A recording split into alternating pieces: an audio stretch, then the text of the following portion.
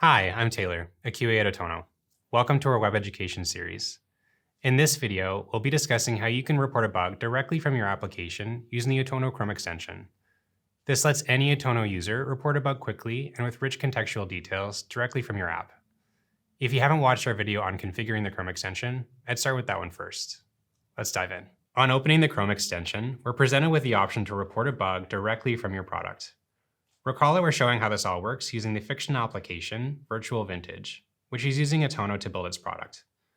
When selecting the bug reporting option, you'll see the same bug reporting template that you'd see in Atono, with a title, summary, reproduction steps, expected and actual behavior, with a few extra goodies.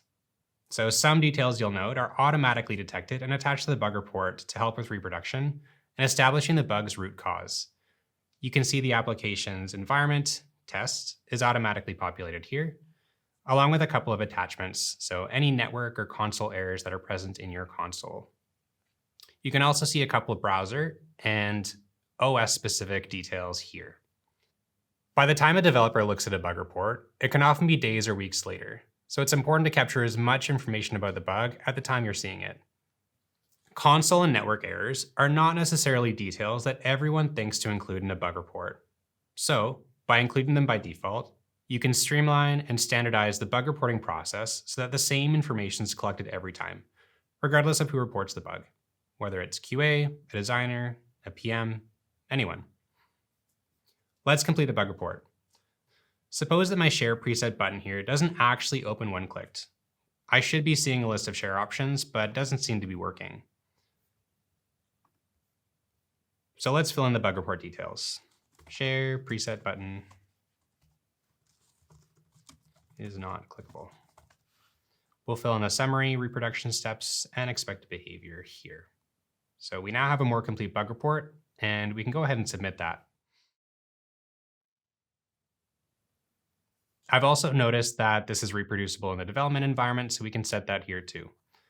For the moment, I'll leave these unassigned. Once created, I have the option to either create another bug, or I can look at that view in Atono for further processing. Let's take a look at what that looks like. Bugs reported from the Chrome extension can be found in the bug triage area in Atono, where they're ready to be processed by your organization's triage individual or team. Here we can set the bug's probability and impact.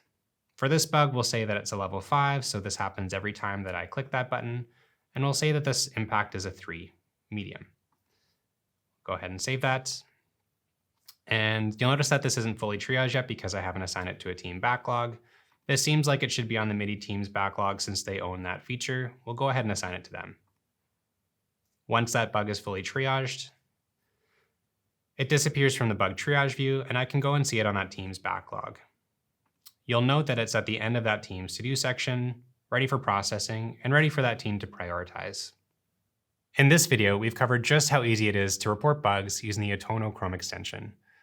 By automatically capturing details like console or network errors, we ensure that bug reports are rich with detail and easy to reproduce. Thanks for watching.